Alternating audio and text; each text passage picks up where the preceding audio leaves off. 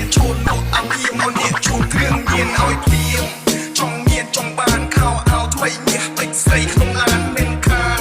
ធ្វើមកដេកឲ្យរស់កុំមកចិត្តខ្ញុំប្រយ័ត្នងាយខូចឈ្មោះទីព្រោះរៀមរស់នៅដូចចៅកំភ្លើងជាប់ខោជិះឡានអត់សោក្រពេកគ្មានស៊ីគ្មានដេកទុញដេកទុញមេទុញជួបដេកសេទុញក៏ហ៊ានស៊ីហ៊ានសងលោះទៅបងអាការឆក់ខ្នងពងច្បាប់ដេញចាប់ខ្ញុំចងបើសិនខ្ញុំស្ដាប់ដុតធូបឲ្យបងសុំឲ្យងើបជាខ្មោចឆៅអន់ចិត្តខ្ញុំវានៅក្តៅទូនប្របើនៅមកមើកាស់មួយខោវាខោអោខ្មៅចង់ឯង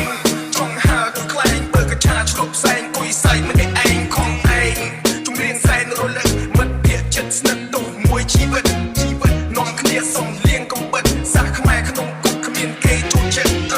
បាបកម្មព្រោះតែចិត្តខ្លាំងចប់កប់រំឆ្នាំគ្មានស្រីណាចាំយើងចាំវត្តសង្កត់ភ្លើងបើមិនស្ដុកគុំឈានជើងផែនដីសិតតែឆ្លើងណាស់ហើយចោះខ្លួនក៏ខុសរឿងខ្ញុំផ្សែវែងជាងអំបោះ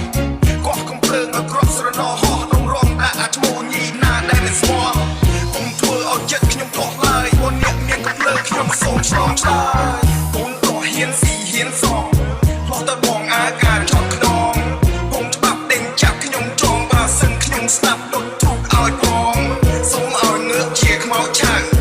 តន់ចិត្តខ្ញុំវានៅក្តៅទូនប្របើនៅមកមើកាត់មួយថោវាខោអោខ្មៅ